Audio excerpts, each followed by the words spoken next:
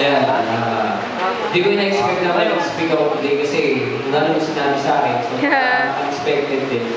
Pero, nag-brief na naman kami na talaga kailangan namin bigay sa atin namin. So, ngayon, sabi ko nga sa kanila na kung if ever na mag-brief ako ngayon, sabi ko hindi na ako diya kasi syempre, nakasama naman namin siya sa SP.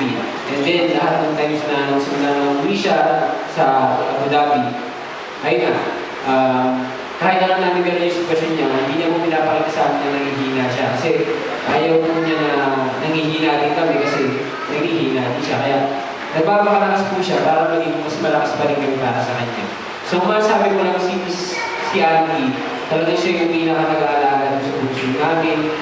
Although yung puso namin ay medyo pasaway, minsan kahit may sakit na nga po siya, yung puso namin ay napapasaway na din. Nakakadagdag pa lumata siya sa amin. Pero, in fairness naman po, ganun na nangyari. Diyan pa rin siya si bilang lagi na kahit may sakit po siya, nakakagpag pa rin yung pagiging nanay na kaibigan sa kapatid namin. So, masabi ko na kaya sa SBI, nagpapasalamat ako sa buhay niya kasi simula po ng bata kami. Pareho po ni Auntie Connie, yung mother po ng isa namin. Si Mama, si Auntie Connie and Auntie SB, sila yung isa sa mga nagsusunod namin nagsusunod sa amin lagi sa bawat. Kung hindi si mami nila Nikki, si Auntie SB po, para lang makapag-Sunday school kami kasi that time, buwan na nakatira sa baka namin.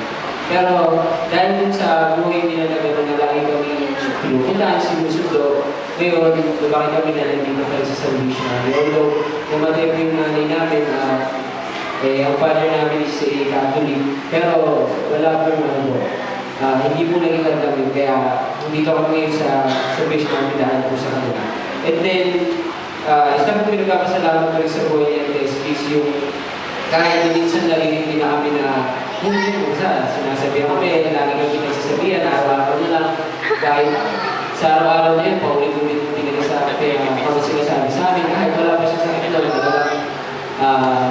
thankful kami kasi although sa loob-loob namin, nakakainis kasi pinapangalitan kami, nakakainis na lang ako na gagawin namin. Pero hindi pa rin siya ibigin na pagsabi pa rin sa amin. Ngayon, nakita naman po namin yung mga output na pinagsasabi na isa. Kaya, nung nalaman ko muna ng isang news kaya yung MP naman. Basta nalaman namin yung isang hindi ko alam yung tipo. So nagulat ako kasi actually, siya kahit ako, sabihin kami kay X-ray yung that time, nung papasabi na din siya. So, ang nangyari kasi, hindi pa niya na ako nag-result, pinauwi niya na ako para kausapin natin yung doktor. Pero, naging ngayon naman natin yung result na yun. So, nung pumatay na yun, parang hindi po, hindi naman nakalama natin na siya. Parang hindi siya peaceful yung may ito niya test kita dahil na nag-X-ray ko kasi may iisip po niya. Pero, nalaman nga namin na may sakit siya. Actually, hindi naman po namin isip na may sakit siya kasi napakalakas po. Wala naman po siyang nire-reklamo sa amin, walang sinasabi ng masakit, walang sinasabi ng ganyan. Kaya in-expect namin na okay lang po siya sa amin.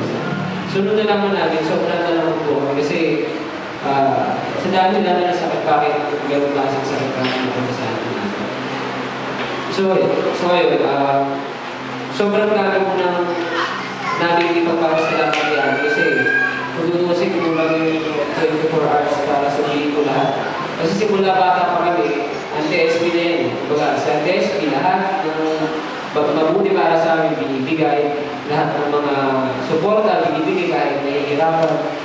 So, naging silbi na rin po siyang nanay para sa amin. Bukod kay Lola, and then sa mga uncles namin kasi simula yung namatay yung mama namin, sila na talaga. Although buhay pa yung father namin is nandiyan lang sa bako. So, all time na lang support sa amin is yung mother side. So, lahat sila. So, nagpapasalamat ako sa buhay niya SP dahil alam ko masaya siya at ano ba ito? Bigla. Then, okay. So, ayun nga, nagpapasalamat ako kasi kung di dahil sa kanya siguro na hindi ako sa bako, nagbukas sa bako, hindi pa rin ako kami, adik ako,